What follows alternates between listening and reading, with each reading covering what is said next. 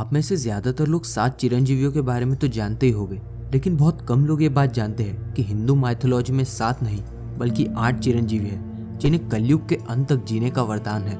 और यहाँ एक चीज पर खास ध्यान देने की जरूरत है कि चिरंजीवी का मतलब इमॉर्टल होता है, न कि इटर्नल। इन दोनों शब्दों में काफी डिफरेंस होता है। इमॉर्टल यानी वो जिसका कोई स्टार्ट तो है लेकिन कोई एंड नहीं। वहीं इटर्नल का मतलब होता है कि वो चीज जो हमेशा से एग्जिस्ट करती हो, ना तो कोई बिगनिंग ना ही कोई एंड। अब यहाँ जिन 8वें चिरंजीवी की हम बात कर रहे हैं वो है मार्कंडे ऋषि। इनकी कहानी अपने आप में बहुत खास है और इसकी शुरुआत होती है गोल्डन एज सतयुग से। सतयुग के समय में एक बहुत ही विद्वान ऋषि थे, ऋषि मृकंडु। मृकंडु ऋषि अपनी पत्नी मारुद्वती के साथ जंगल में एक आश्रम में रहते थे। उनका जीवन बड़ा शांति से कट रहा था। उनके अच्छे कर्मों के चलते उनके जीवन में सभी तरह के सुख थे। बस कमी थी तो केवल एक संतान की। काफी समय तक ऋषि मृकंडु और मारुद्वती को कोई भी संतान नहीं थी, जिस वजह से एक दिन ऋषि अपनी पत्नी से बात करके ये तय करते हैं कि वो मिलकर भगवान शिव को प्रसन्न करने के लिए एक तपस्या करेंगे और तपस्या के फल रूप एक बहुत ही गुणवान और तेजस्वी पुत्र की कामना करेंगे। काफी लंबे समय तक तपस्या करने के बाद ऋषि मृकंडु और उनकी पत्नी भगवान शिव को प्रसन्न करने में कामयाब हो जाते हैं।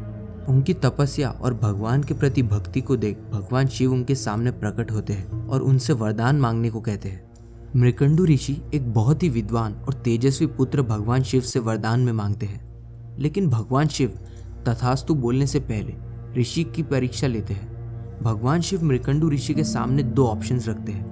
पहला कि उन्हें एक बहुत ही विद्वान और धर्म को जानने वाला पुत्र मिलेगा जैसा उन्हें चाहिए था, मगर उसकी उम्र सिर्फ 16 साल ही रहेगी। उसके बाद उसकी मृत्यु हो जाएगी। और दूसरा ऑप्शन वो ऋषि को देते हैं कि उन्हें एक ऐसा पुत्र मिलेगा जो अज्ञानी, धर्म को ना जानने वाला और ना ही कोई कर्म करने में विश्वास रखने वाला होगा, मगर उसकी आयु बहुत लंबी होगी। भगवान शिव की ये शर्तें सुनकर ऋषि और उनकी पत्नी को कुछ समझ नहीं आ रहा था। उनके सामने एक ऐसी शर्त थी जिसके आखिर में दुख तो उन्हें ही भोगना था, लेकिन इतनी मुश्किल के बावजूद ऋषि मृकंडु अपनी सूझबूझ से एक फैसला लेते हैं जो कि धर्म के पक्ष में होता है। वो भगवान शिव से धर्म को जानने वाला और तेजस्वी पुत्र मांगते हैं, ये जानते हुए कि उसकी आयु केवल 16 वर्ष ही रहेगी।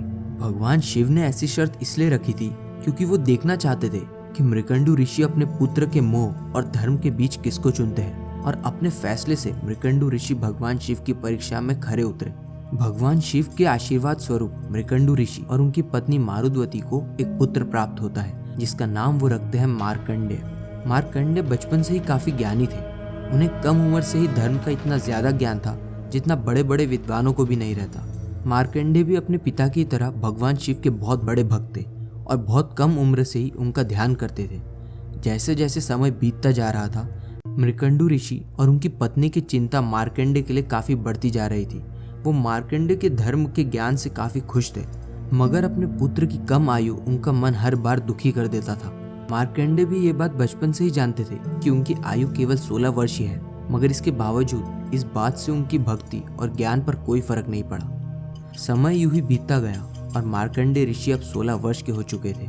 वो और उनके माता पिता ये जानते थे कि अब उनकी मृत्यु किसी भी क्षण उनके सामने आ सकती है। इस बात से ऋषि और उनकी पत्नी का दुख से बुरा हाल था, मगर दूसरी ओर मार्कंडेय ऋषि को मृत्यु का कोई भय नहीं था। उन्होंने अपने माता पिता से कहा कि वो भगवान शिव को याद करने के लिए वन में जा रहे हैं और अपने अंत समय में वो भगवान शिव का ही ध्यान करेंगे। ये कहकर मार्कंडेय ऋषि वाराणसी में गोमती नदी के तट पर चले गए और वहीं एक शिवलिंग के सामने भगवान शिव का ध्यान करने लग गए। भगवान शिव का ध्यान करते करते ही अब मार्कंडेय की मृत्यु का समय हो चुका था और उन्हें लेने के लिए यमदूत पृथ्वी पर आ गए थे, मगर मार्कंडेय के भगवान शिव के प्रति भक्ति की वजह से वो मार्कंडेय को अपने साथ नहीं ले जा पा रहे थे। आखिर में हार मानकर वो यमराज के पास पहुंचे।